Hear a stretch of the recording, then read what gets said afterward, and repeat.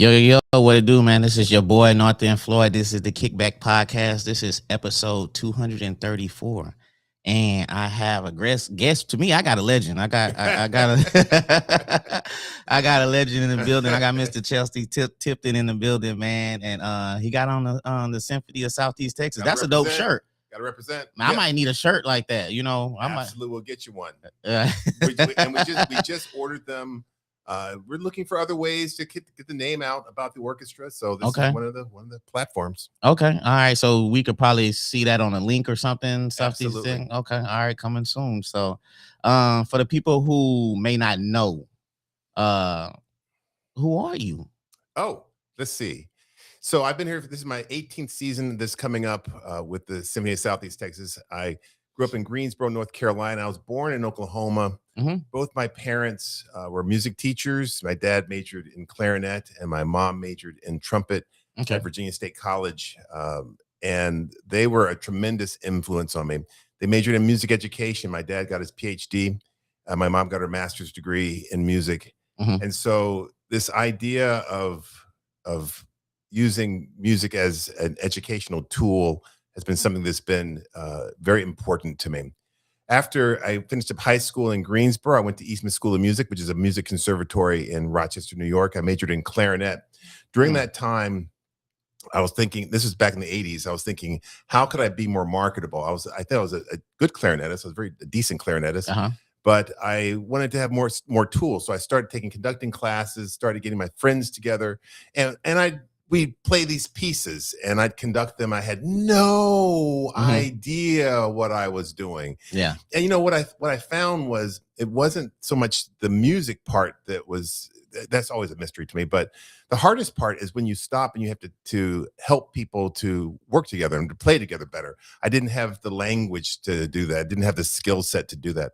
So I decided to get my master's degree in conducting at Northern Illinois University in DeKalb, Illinois. That was my first time near a major city, which was Chicago. Okay. And I would go see the Chicago Symphony. And the school itself was kind of in the cornfield. So all I did was just music conducting, both band and orchestra conducting. From there, I taught for several years at Central Michigan University up in Mount Pleasant, Michigan. I started working on my doctorate at Cincinnati Conservatory. And once I was going to come back to Michigan after I finished my doctorate.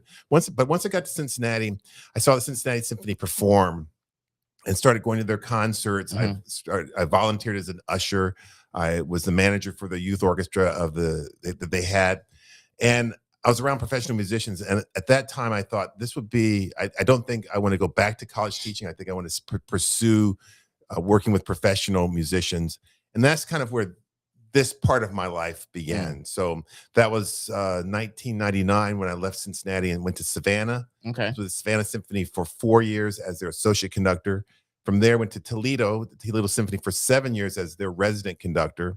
And then and that's basically an assistant conducting position. I wanted my own orchestra to be music director. And so I applied to this job and auditioned and came and did a week of rehearsals and concerts and got the job. And then I moved here. And it's been a real blessing to be in this community, working with this orchestra. And I really wanted to live in the community that I worked. I didn't want to be a fly-in conductor where I come in, do the rehearsals, then live somewhere else. Yeah. This was my first music director position. So I really wanted to get entrenched in the community and get the vibe of the community and see how I can use the orchestra to serve the community. We're in service of the community, and you need to know what the people are like and what they respond to and what they don't like as well.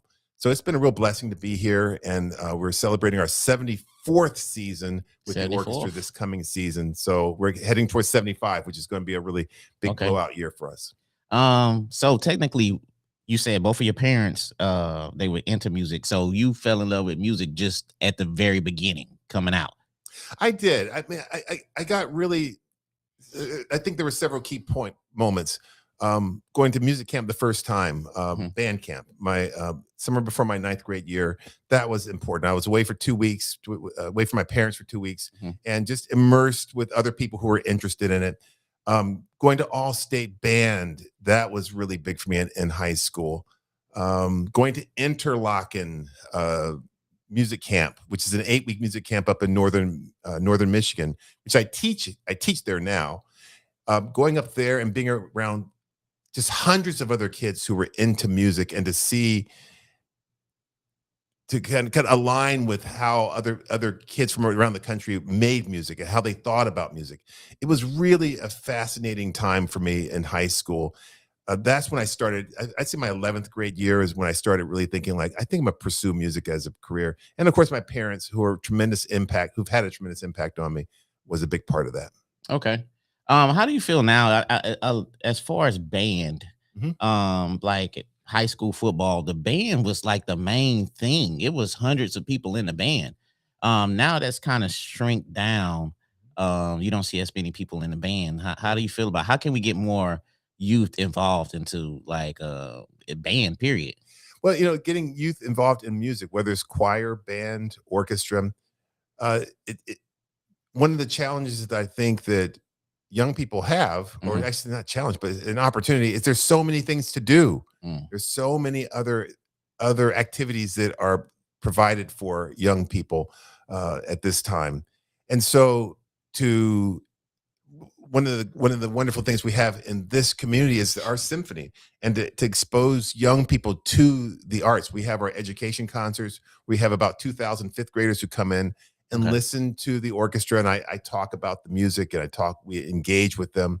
And I think a big part of that is just exposure at a very young age, Hmm. that they get that exposure and see that music can be fun and enlightening. And when we have these kids to come to our concerts, I always say we're not trying to make music majors out of them. We're just trying to give them experience. Because what I find when I walk around this community, I see so many people who tell me, I remember going to the Julie Rogers when I was in 5th grade, 6th grade, Yeah. that are adults. Yeah. And so to have those types of experiences, I think then they talk about that and they influence the kids in their family. Um, I think those are certain methods that we can use to get more young people involved in the arts in general, whether it's visual arts, whether it's dance, whether it's music. We believe, and the symphony here, we certainly believe in all the fine arts and supporting them. Yeah. To go back a little bit, I want to say you're also been consistent in jujitsu for over 15 some years. Yes. What made you go to jujitsu? I mean, because music seemed like it might take up a lot of time. Well, jujitsu, I'm a hobbyist, Hmm. and I started martial arts when I was in Toledo. I started with Aikido, which is a Japanese martial art, and did that for about 6 years. Then I got the job here, and there wasn't much Aikido offered here. So one of the forefathers, or Aikido, came out of jujitsu. Mm. That, and so I wanted to try that, and jujitsu was starting to become really popular. And I just love the physical aspect of martial arts. At first, it was about self-defense, but now it's more about physical fitness. I'm Hmm. getting older. I want to certainly I want to be able to protect myself, but really it's the social aspect of it that I really enjoy. I train at Texas Punishment Crew. Okay. The Ebarb brothers, Jason and Randall Ebarb, are the lead teachers there. Mhm. Fantastic school, and just the friendships that I've made there. And I think the puzzle that you are trying to always unlock where you're working with someone, it is kind of like human chess. Yeah. And I like that aspect of self development. Before we came on the air, we were talking about, I can buy a brand new gi that's really Yeah. expensive and everything. Doesn't matter on the mat. It doesn't matter. Uh-huh. What matters is your skill, is the time that you put on, that you put in to training and learning. Those are the things that will, and that translates. That's analogous to what I do as a musician. Hmm. The time that I prepare for each rehearsal, each concert, Hmm.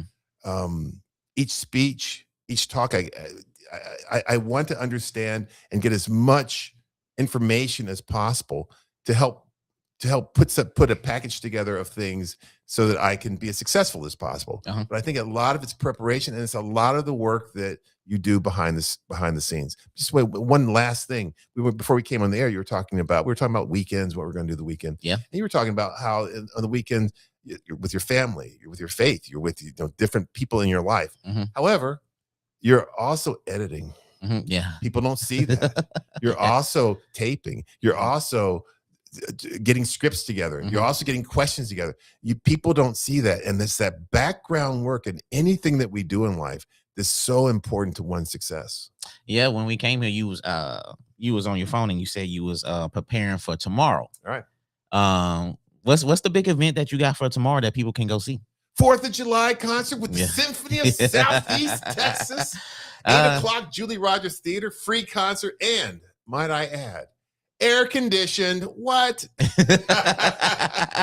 Yeah. We do this each year. And they used to, before I got here, they used to do it on this barge by the river.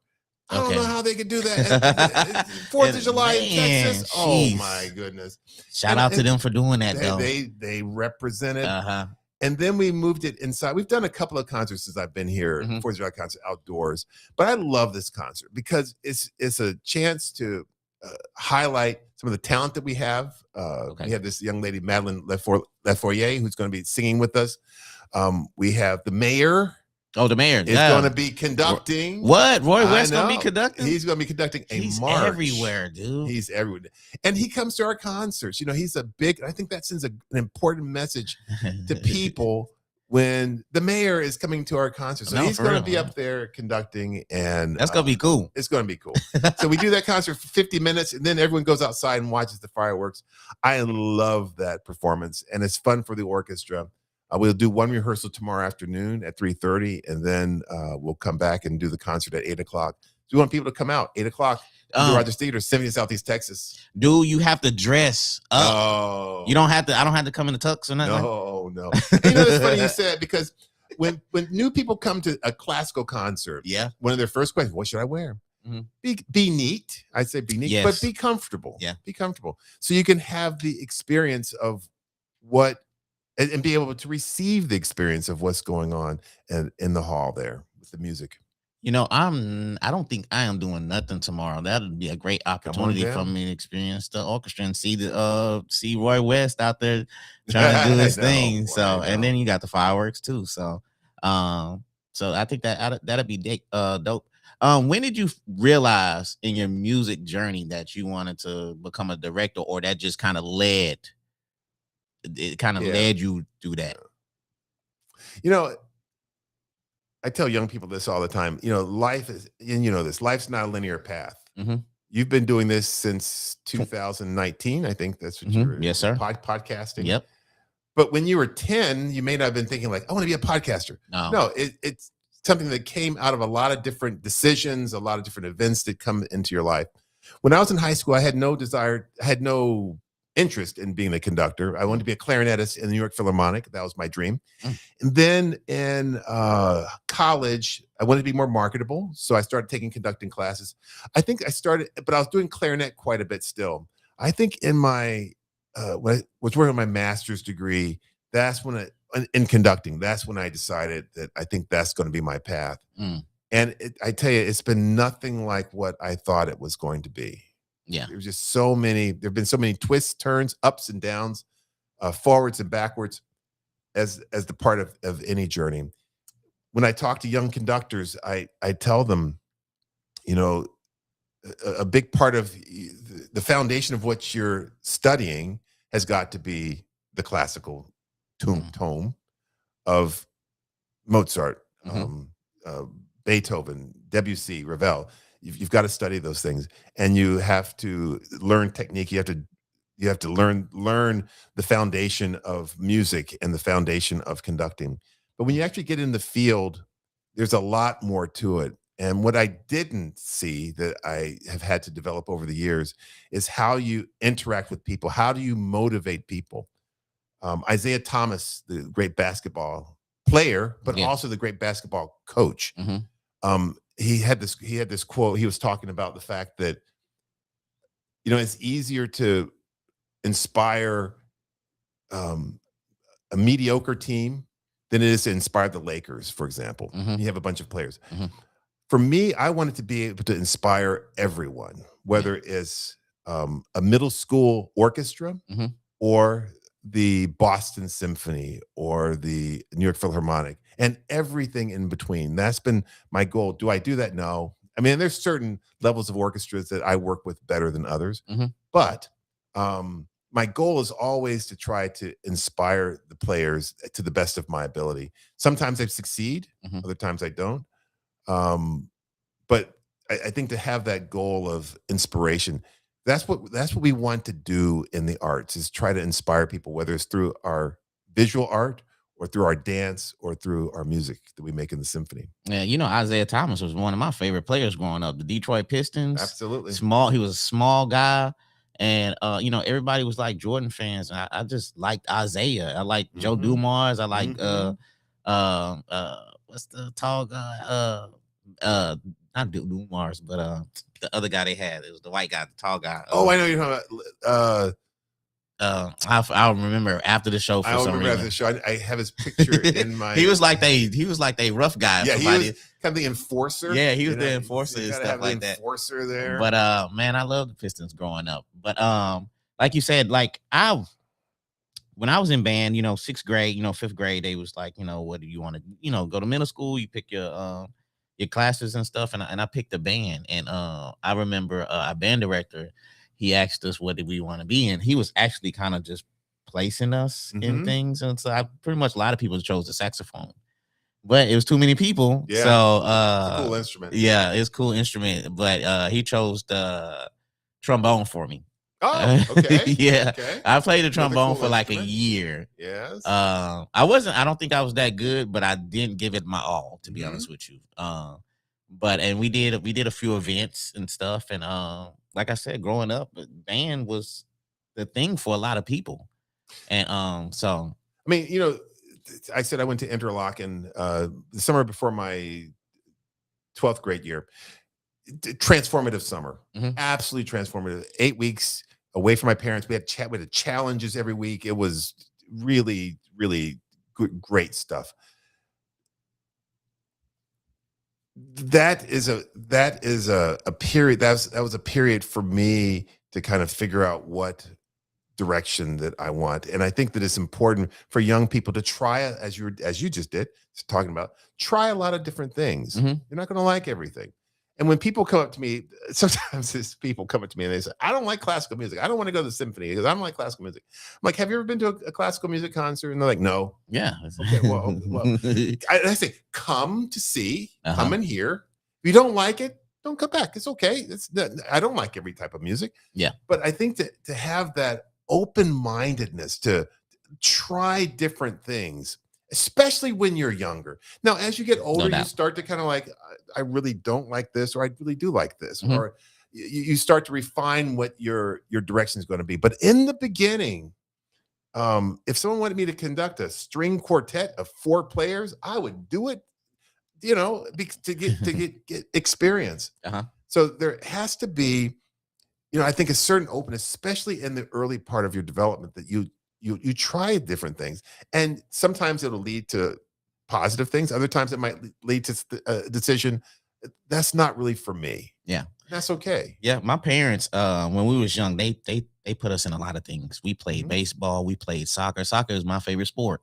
When you came in, I was watching the World Cup. FIFA. I was watching the World Cup. That's right. And soccer, when I was younger, it led me to being able to travel to different cities and meeting a lot of people, all because my parents was willing to let us try different things. And I think, like, as far as parenting, I think a lot of parents kind of forget about that. Like, just throw your kids in there. They might like it. You never know. Yeah.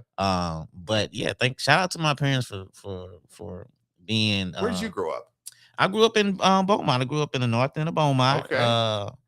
My dad, he was a baseball coach in Little League. And it's kind of funny because when he was the coach, we used to have to do tryouts. And I figured I didn't have to try out because he was the coach and he was my dad. And he still made me go out there and try out.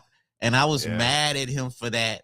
But I ended up having a good time. But at the time, I was like, Dad, why I have to try out? I'm gonna be on the team anyway. But he still made me go out there with the other kids, and he was like, hey, you got to try out like they got to try out. So, but that's the great thing about process. mhm.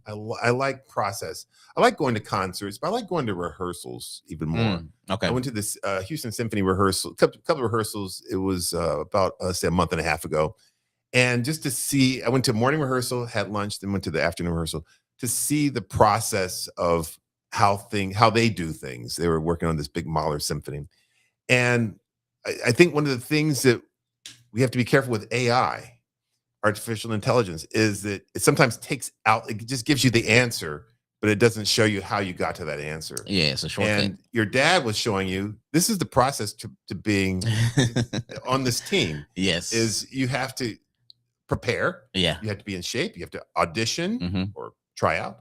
And then you're on the team and so on. Your dad was doing you an incredible favor, as you know now. Yeah. I didn't but back realize then you're that. like, that's not right. I'm like, God, Dad, I'm on the team. They not on the team. He still made me go out there, man.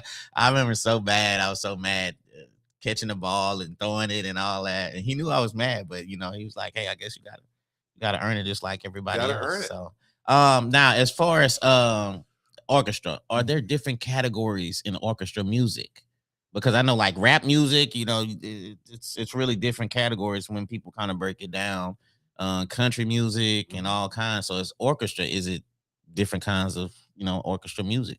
Well, they're different genres of music. And certainly there's what I always say to people to try to connect with them about the symphony is whether it's symphonic music, whether it's classical music, romantic music, or new age music or rap music, it's the same 12 notes. It's the same, regardless of what type of music. It's just the way they're arranged, the way they're organized, the way the rhythms are. But music is music, and good music is good music. And audiences can discern whether a performance is good. Now they may not be able to say, well, it's out of tune here or it's that, but they can sense when there's quality in front of them. And that's one thing we try to bring with the Symphony of Southeast Texas. So are there different genres of music? Absolutely. In the classical world, we have like Baroque music, Bach, Handel. We have Mozart, which is classical period. We have the Romantic period, Tchaikovsky, Brahms. We have 20th century, so we're coming into more modern music. Okay. And then we have like music that was written yesterday.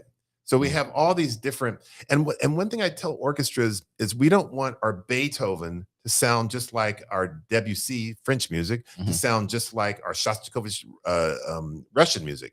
We want all of those music to have their own, they should all have a different type of sound to them. We don't want it to all be homogenized into one type of sound. So whether the big thing that I tell musicians and I tell conductors, you have to be versatile. You must be versatile. When I got my first job with the Savannah Symphony as their associate conductor, I had to audition with classical music, Tchaikovsky Piano Concerto and Stravinsky.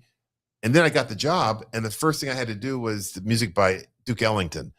And I learned how to be versatile. And that's one of the things that being an assistant conductor can give you is versatility. You have to do all these different types of things, whether it's the Nutcracker, whether it's the music of the Beatles, whether it's the music of Michael Jackson, the music of Sting, the music of Beethoven. You need to be versed in all those different styles. So the days of being an artist that is so focused on one type of style of music is really over. Okay. You have to in this day and age, you have to be versatile. I'll tell you one of the hardest things I ever did, one of the hardest musical things I've ever done, just before the pandemic, February of 2020, before everything shut down, we did The Wizard of Oz. So we had the movie showing over top of the orchestra. Okay. And the orchestra accompanied. So I had a click track, I had a clock I had to keep everything aligned with, and the Munchkins and everyone was Dorothy, they're singing, so we have to be right with them. Man, That was the hardest thing I've ever done. Yeah. And I remember shaking someone's hand. Someone said, "Good luck." And I shook their hand, and my hand was sweaty, which is not a typical thing for me before a concert. But and so and we've done other things like that. I've done a few things like that. There's some conductors who are really skilled at that type of thing, movie music. You have Back to the Future, you have Star Wars here, posters up in here, which is great. Yeah. I know friends who do a lot of those types of live music to movie type of shows, and they have an incredible skill set for that. But the point is that I think to be an artist these days, you have to be versatile, and the landscape is changing with all this technology that we have nowadays. When I first got here, to send music to the musicians, we'd have to print the music up, copy the music, put it in an envelope, and put it in the snail mail. Now we send PDFs to everyone. You know, you remember those times? I remember back in the day when I was just starting out. Those were good days. But you have to be willing to change with the times, and that's not always easy as we're in this business. And I've had to change with the times and continue to develop skills. What we're doing here, what you're doing, the podcast is perishable skills. If you don't do it, your skill set goes down. Yeah. And so consistency, we're talking about that too before we came on the air. Being consistent at whatever you're doing and striving to make it the highest level possible. Yeah. Without a doubt. Trying not to talk too much, but nah, you good. It's perfect. Who, as far as the musical influence, other than your parents, what musical influence growing up for you? Was it all orchestra? I mean, your parents played, so like you were talking about earlier, band. I started in the band. Loved band music, playing clarinet and band music. Loved it. And the reason I went to the Eastman School of Music was because of all the recordings of the Eastman Wind Ensemble with Frederick Fennell. He really revolutionized this idea of he changed the landscape of what band music was. That was tremendously important to me. Another composer who I was listening to on the way over here, John Williams, Star Wars, music for Star Wars, Jaws, Harry Potter, music, ceremony. When you hear the Olympics, a lot of that music for the Olympics that you hear, that's John Williams. He's in his 90s now, but still composing. And I just when I hear that music, it really takes me back to another time. When Star Wars came out, that was 1977. I was still in high school. I bought the record. I wore a record. Those are those big discs that we used to have, I wore that record out. I just listened to it over and over. So I've always had an interest in pop music. And I love classical music. And I think the classical music has taught me discipline, taught me how to work at a really high refined level. And then what I love about pops music is like tomorrow, I'll walk out and the audience will be like in 4th of July mode. And they'll be, wow! We get energy on stage. We get energy on stage from the audience. And but I think you need to have both. You need to have both skill sets.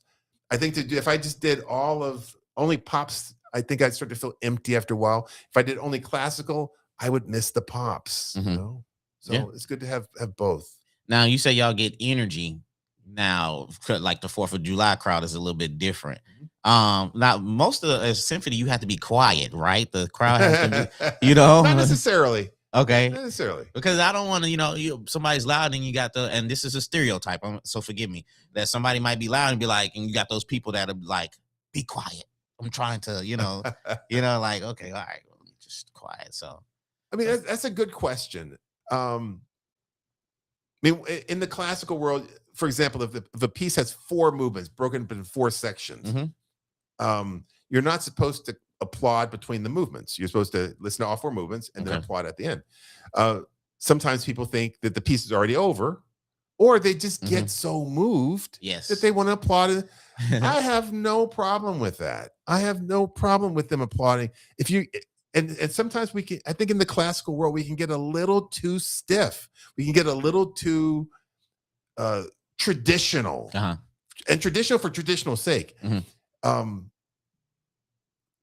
If a tradition, like one of the traditions we do, which I wouldn't get in the way. We have the concertmaster to come out. He or she bows to the audience, and then they turn around. Then the oboe player plays an A, and then the woodwinds and brass tune, and then this plays another A, and then the strings tune. Sits down. Then I come out. They stand up, and then we bow. I bow, and then we start to play. We don't really need that tuning process. Yeah. With modern day instruments, our instruments are great, and the level of playing is great. However, it's the tradition that makes it. That is what we do with I'd say every orchestra around the world does the exact same thing. And there's something to be said about tradition, but there's also, you don't want tradition just because we've always done it that way. That can get in the way of things. And sometimes when you have that mindset, we've always done it this way. And for me, I'm always trying to look for ways to get out of my box. It's easy to do the things that always work, that you know about. Yeah. But you want to have experiences in your life that also says, oh, I didn't know it could work like that. Or we could take this approach. So tomorrow, for example, for our concert, we'll have some video component of some slides during one of the pieces. Is called From Sea to Shining Sea. It covers 9 different cities, big cities, St. Louis, San Francisco, Chicago, New York, and so on. And so we're going to have slides of those various cities. So how can we bring visual components into the concert hall? Is that a new thing? It's kind of a new thing for us. Yeah. Okay. Yeah. And I saw it somewhere. I was like, oh, that's a nice idea. Yeah. Why don't we give that a shot? So I talked to our executive director, Jamie Strother, and we came up with some ideas and some things. And we're going to be exploring that a little bit more, because we are turning into a visual society. It's having more components of that. And you know, it's trying to find the balance of that, though. Yeah. Because when people start watching things, they stop listening so much. No, that is true. Because like I said at the beginning, when I first started, it was just audio. Yep. But I thought that the video, the visual of the conversation, because 2019, I'm gonna be honest with you, as far as podcasting in this area, wasn't a lot of people that didn't know about podcasting. So when I would post it, it was a lot of people like, you know, hey, what are you talking about? And I'm like, go listen to the audio. And so when COVID hit, I thought it was the perfect, it kind of led up to it, but I thought it was the perfect time for me to introduce the live aspect of podcasting. Because at the time, podcasting, when I tell people, podcasting traditionally is not live episodes. It's really, you know, you record it, you edit it, you send it out, and really audio wise, there's a lot of people really listening to it more than just watching it. Because, you know, people are driving, they're working out, they're doing all kind of things instead of just watching your podcast. But like you said, society now is more visual. So this is what we're doing now, right now. It's the visual aspect of it. There's something a little dangerous about going live. It is, you know. It's not dangerous. Maybe I'm being dramatic, you know. But people say, you know, I don't think live music will ever quite go. It won't ever go away. There's something about. Will they be able to play this? Can he or she sing this song the way that it sounds on the album? Can this orchestra sound as good as they do on their album? Can the orchestra sound as good on America the Beautiful tomorrow at our concert? Yeah. When it's in the moment, when it's happening at that time. And you know, when it's recorded and it can be edited, and if you make a mistake and edit it out, you know, okay, that's cool and everything. But there's something about being on this podcast with you for an hour and it's going out live that's a little more exciting too. A little more engaging as well. Yeah, it is. It gives people like, it kind of humanizes a person, because they might have a stereotype of some particular person, but like as far as seeing them live and seeing how they interact, it kind of changes the mindset of how the person thought about somebody. I didn't had a few guests that people really didn't like. I'm not gonna say but they had a it wasn't a positive Yeah. thought or Yeah. whatever. But having them on the show and reason and seeing how they interact and their personality, it kind of humanized them, and it made the person realize. It made people realize, okay, this person really is not that bad from what the internet or what we see instead of the live aspect of what we So it's a cool way. So it's pretty dope. So. But to continue on, as far as you say the Symphony of Southeast Texas, y'all have auditions coming up, right? Because I had somebody in the comments ask that question. Do y'all have any auditions coming up? Well, so the way the orchestra works is everyone on stage is paid, and everyone's auditioned. Okay. We have auditions for the positions of where people have left the orchestra. So in this case, we have auditions coming up this September, usually the first or second weekend in September. Mhm. And we will have just violin auditions. We have a couple. We have two people for our first violin sections that we need to fill, and two people, I think, in the second violin section that we need to fill. Okay. Now, last year we needed to fill principal trumpet. We needed to fill, I think, piccolo. We had a number of openings. English horn. We had a number of openings, and these are all what we call blind auditions from the standpoint we can't see. They're behind a screen. We can't see who they are, what they look like, Yep. Whether male or female. And we have a committee. I'm on the committee, of course, but there's 4 or 5 other people on the committee. We listen, and then we discuss, and then we offer the opportunity to play with us. We do about 9 to 10 concerts a year. Mhm. I tell people our season's like a school year, so we start in September, and then we usually in April, and we do pretty much on average about a concert a month. And that seems to work pretty well for us. But now we're doing more things out in the community. We go out to the botanical gardens, and we at Terrell Park we play out there. Okay. We play. We send groups out into the schools. Brass quintet, woodwind quintet, string quartet, percussion ensemble.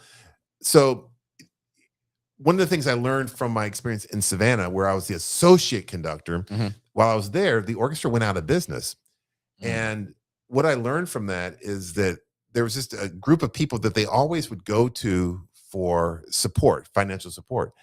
But what you need to have is you want to have different strata and different layers of support coming from the community. So you want young people, you want people who are just starting families, you want people who are businesses, who have businesses, you want just in all areas of the community. I'm so glad that we're not the Beaumont Symphony. We used to be called the Beaumont Symphony before I got here. Yeah. We're now the Symphony of Southeast Texas because we should be serving Port Arthur, and we do a holiday concert in Port Arthur each year. Port Neches, Vider High School, of course, is going to be joining us on our holiday concert this year. Okay.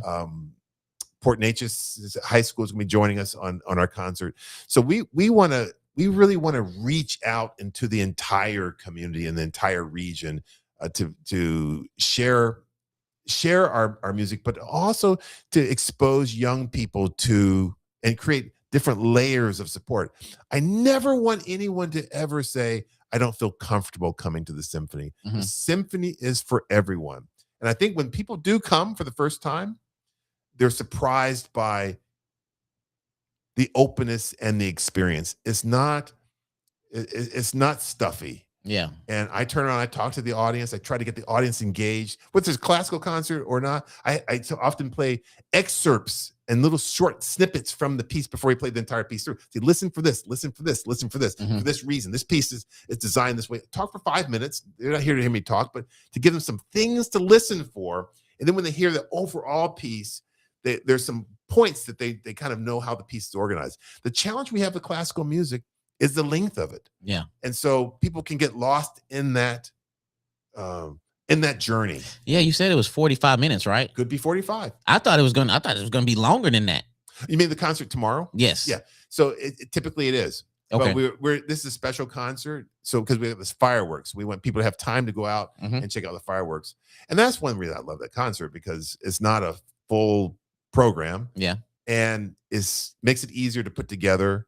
And it's just fun. Yeah. And the audience is fun, and they're kind of hyped up. And I think like the movies, they make it look stuffy though, as far as when people go to events, because that when we see it, like it seems like it's stuffy and it's for like rich people or something, like wealthy people to enjoy that. And like you said, it's for everybody. It's for everyone. But I do think there is a certain unfortunate elitism that is associated with symphony orchestras. Yes. Okay. And I think a lot of orchestras sincerely try to work against that, to make it more open.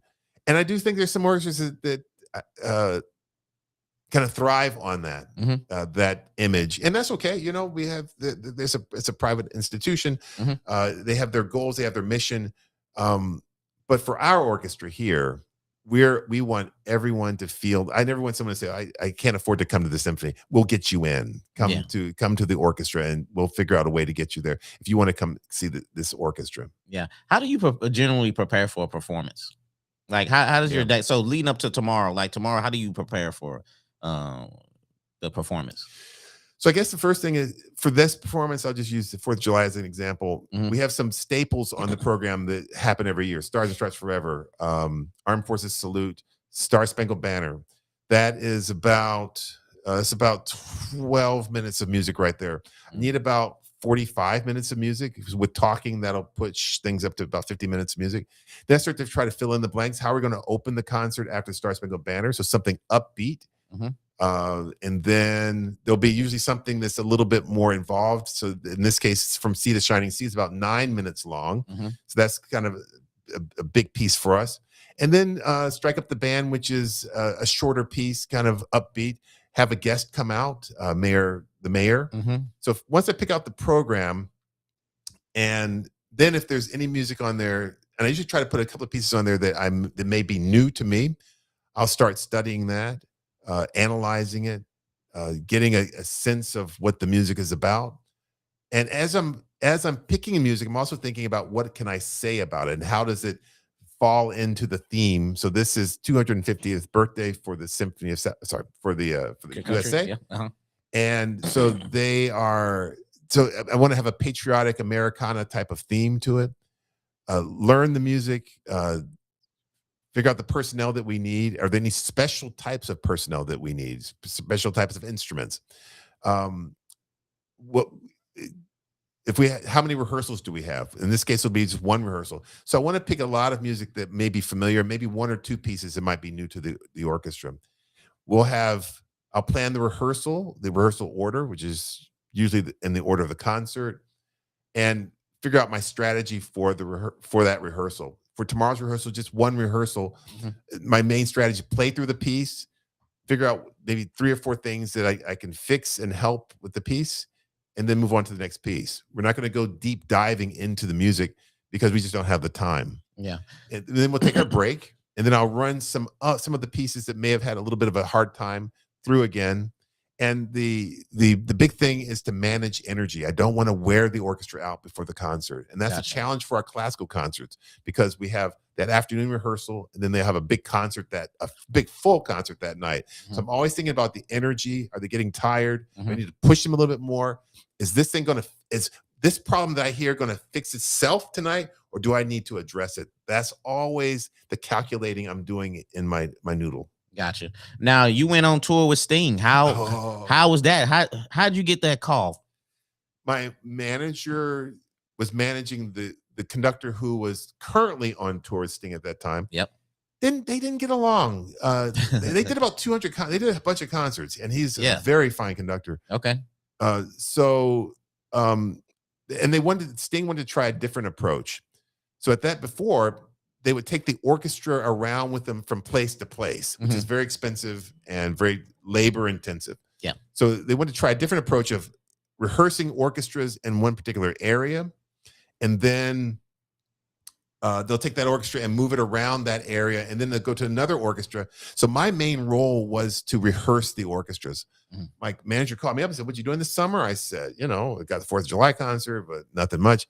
And so it was 14 different countries, 19 different orchestras in 2.5 months. Jeez. And it was an incredibly phenomenal experience, exhausting.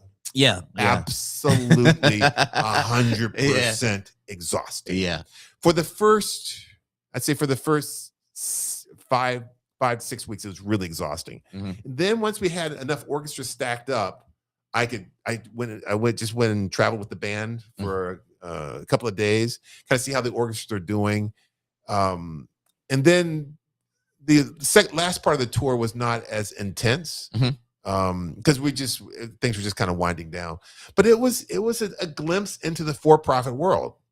Orchestras, libraries, museums, we work in the non-profit structure, but to see the for-profit world, Mhm. a lot of money, Yeah. a lot of money, a lot of staff, Uh-huh. a lot of people to work with, and knowing your role. So my role as a conductor in this was just as a support person. Mhm. It was Sting's concert and Sting's tour. Yeah. And so I have to ask myself, how can I make the life as easy for him as possible?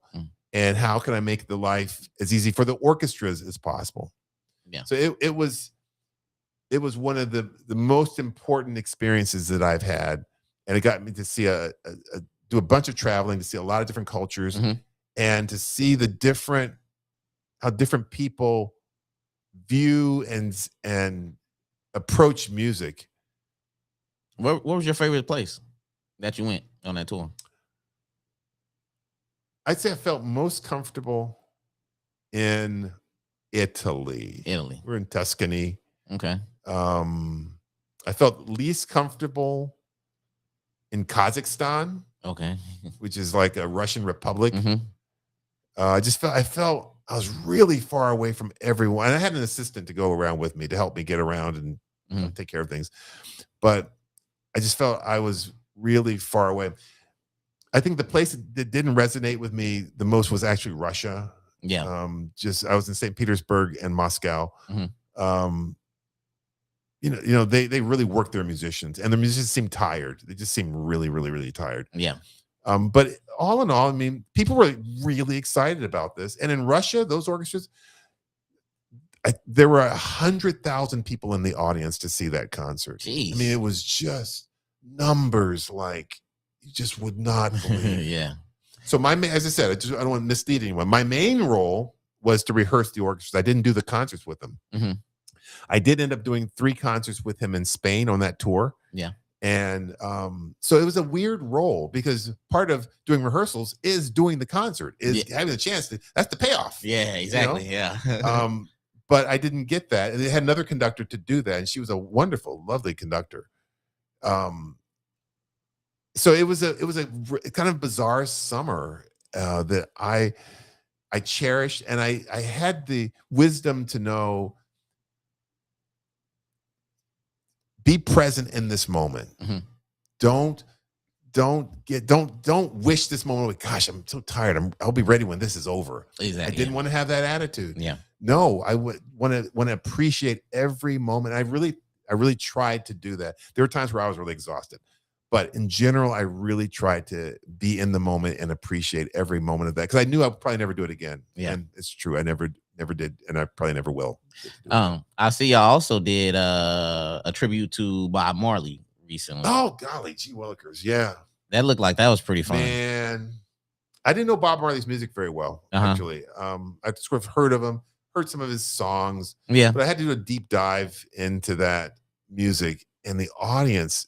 And we had a lot of problems putting that program together. And the big problem was we couldn't get visas for the artists to come over here to play with us. Mm-hmm. And they were Canadian. Yeah. Couldn't get There's Canadian. They were Canadian. We tried for 9 months, and it just didn't happen. So we had to end up finding another band that was in New York City. Mm-hmm. And we used the music from the Canadians down here. And we kind of stitched together a program. Okay. No one knew. Yeah. And it's kind of what I said, people don't need to know all that. But the audience, so it was a lot to put together, but the audience went bananas for it. Yeah. I'd love to get that program here. Yeah. Love to get that program here. It's at this point in my career too, I've been doing this for 25, 26 years. Mm-hmm. I've seen a lot. Every once in a while, something just catches me off guard. Is like, wow, oh, okay. Yeah. And this was that. And that happened about, I guess, 3 or 4 weeks ago. Yeah. Now a lot of rappers are using orchestra style concerts. How do you feel about that? And have you been a part of that yet? I mean, they're coming out here. As Scarface was out here. I think he used his band, but it still was an orchestra style thing. He wanted people, so I think Young Jeezy is doing something in Vegas and stuff like that. So how, you think is this a way to get orchestra more popular to inner city crowd or Absolutely. hip hop? And we was talking about Common and all these other rappers that do it too. Nas. Yeah. So I think it's a great thing. I think it's a great thing for both sides. Mhm. One of the things that was great about the Sting tour, because I think this is analogous to the Sting situation I did, is there's 20,000 people. There's 25,000 people. They're seeing Sting, but one thing I loved about what he did, he always throughout the concert, give it up for this orchestra, the blah blah Symphony Orchestra. Give them a big round of applause. That's 20,000 eyes. That's 25,000 eyes seeing the orchestra, and we don't see those numbers in the classical world. Seeing the orchestra and hearing the orchestra play, it introduces that rapper's material to a new audience as well. So it can be a real win-win situation. Yeah, I just always want quality, though. I always want quality. Yes, because you don't want it to disrespect the music and stuff. So I mean, it's important. Why do you think music is so important for young people, though? I think it teaches. I think the arts in general. I think music, but the arts in general, it teaches great principles. How to have a goal, how to go after something, how to work with others, how to study, how to self-motivate. How to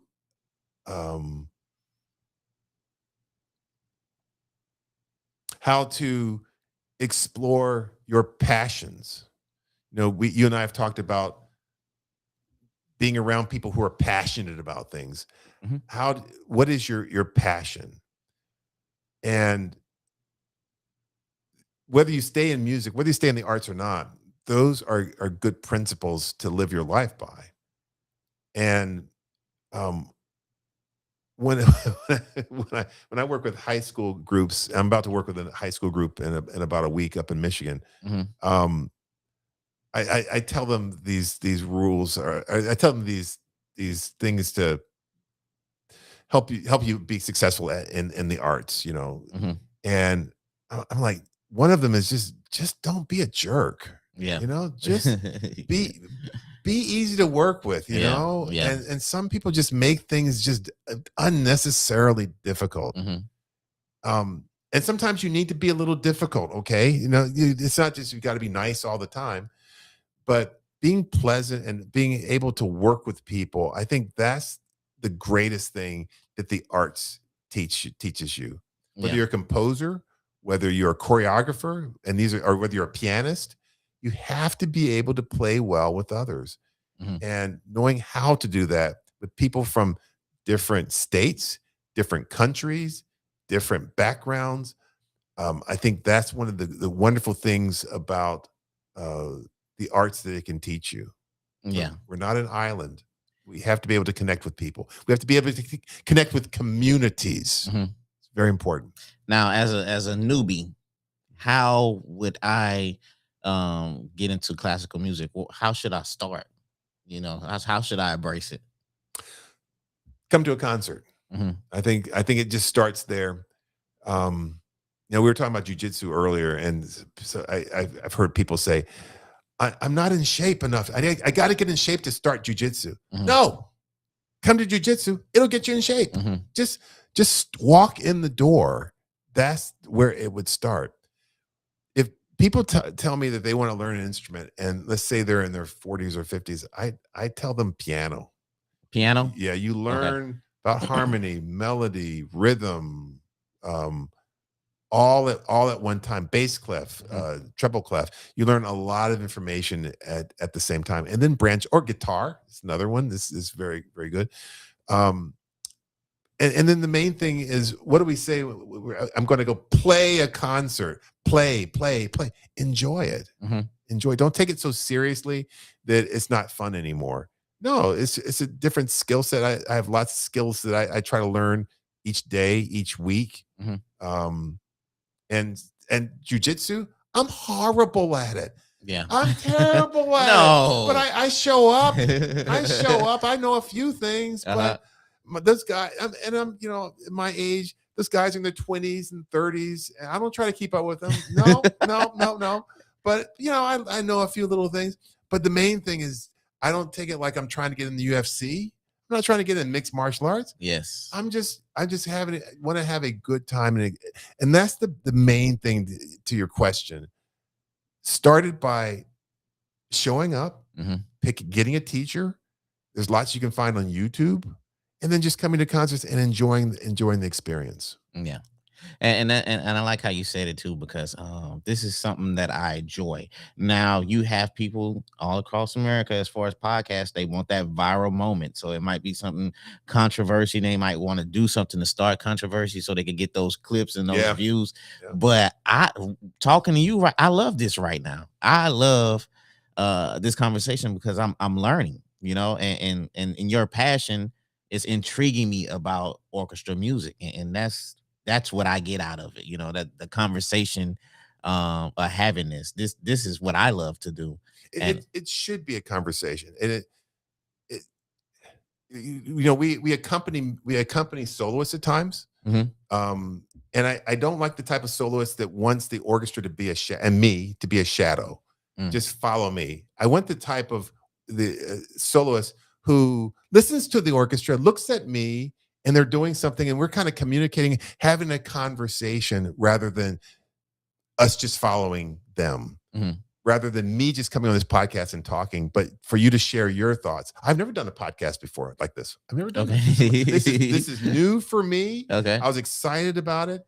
It's a different type of format. And what I love about it, because I was on the TV earlier today, you get 2 minutes and 47 seconds on the TV to get your spot, which is, thank you. We appreciate them letting us do that. We get an hour on here. We can actually talk about some things underneath the surface of things and really kind of delve into things rather than just talking on the surface of things. So that's what I've enjoyed most. One of the things I most enjoyed about this podcast experience with you. And I appreciate you. I get excited when people say they're excited. I'm like, oh, really? Because usually, I show the excitement, but when somebody say they excited, I'm like, oh, this is going to be incredible and stuff like that. So with the experience, and I tell people all the time, like, they get a little nervous before they come, and I say, I promise the experience. You make it easy. I try to make it easy. Make it easy for real. Good questions too. I wish I could have had, like, I'm gonna try to get some snacks for y'all and all. Get your people. Yeah. My wife is like, nobody's gonna be eating snacks while talking on the show. So I was like, water. So I'm holding back right now. So but yeah, man. You say you've been doing this for 16, what, 6, 7? This is 18 years here, 25 years total. Yeah. So, I mean, and you don't seem like you stopping no time soon. I don't plan on it. Life has a way of changing paths, and, health is our greatest wealth, something not to be taken for granted. You do it until you do it, until it's not fun, until it becomes laborious, then it may be time to step away. We do have a shelf life as conductors. It could be 15 years, it could be 20 years, it could be 10 years. So I think the important thing is to know when your time is done, and when it's time for you to leave and for the orchestra to get a new music director. I'm not there yet, but it will come. It will come, and that's okay. Yeah. As far as the misconceptions that people have about symphony orchestras, are you constantly trying to reverse that during your shows to let people know, as far as when you say the music and educating them as far as what they expect? I would say that's part of it, but I think the other thing is to be, if you try, I don't know how to put this. If you try too hard to get people, it's like if you try too hard to get everyone to like you, just as an example. Yeah. then no one's going to really like you because it just comes off as being kind of pandering. Mm-hmm. Um, I've done a number of Martin Luther King Jr. concerts. I've done a lot of those with orchestras, Mm-hmm. and I put on there the best music possible, make the orchestra sound as good as possible, and we have a wonderful Black audience who usually comes out to that concert, Mm-hmm. those concerts. And I've done this in Cleveland, Detroit. I've done them all over the place. Mm-hmm. And I always tell the audience at the end of the concert, look, thanks for being here tonight. Yeah. Thank you for being here. This orchestra also plays in February. They play in March. They play in April. They play in May. Come and support the orchestra all throughout the entire season. Don't just come for one time. And it's important for people to just feel, as I said earlier, for them to feel that this is a place that they are welcome to be here. It can be intimidating. Yeah. It can be intimidating. What is next? I mean, I know y'all have the tomorrow y'all have the concert. What's the next concert after tomorrow? What do y'all got to look forward I think to? it's September 21st is really the start of our season. Our fiscal year starts tomorrow. This will be our first concert of the new fiscal year. But the opening of the season will be September. I think it's September 21st. I think that's the weekend. And we have some great music by Rachmaninoff. His symphonic dance is a piece that I've always wanted to do, never have done. Very difficult piece for the orchestra.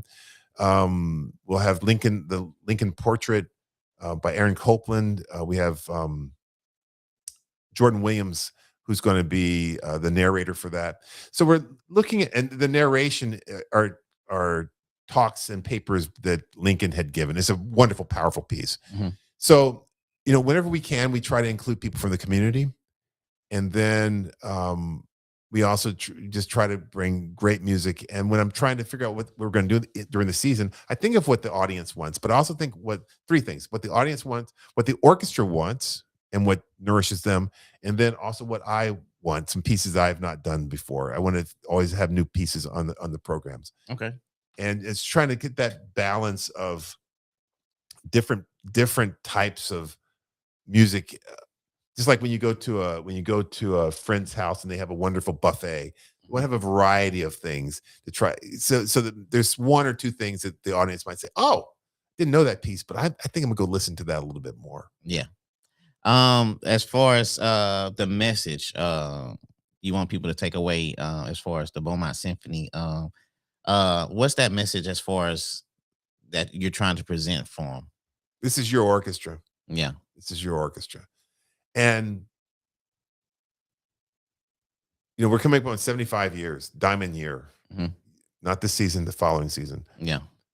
That says a tremendous amount about this community that they've supported this orchestra. And during the pandemic, we played all of our concerts. It was scary. Yeah. But and hard and shocking at times, but we played all of our concerts.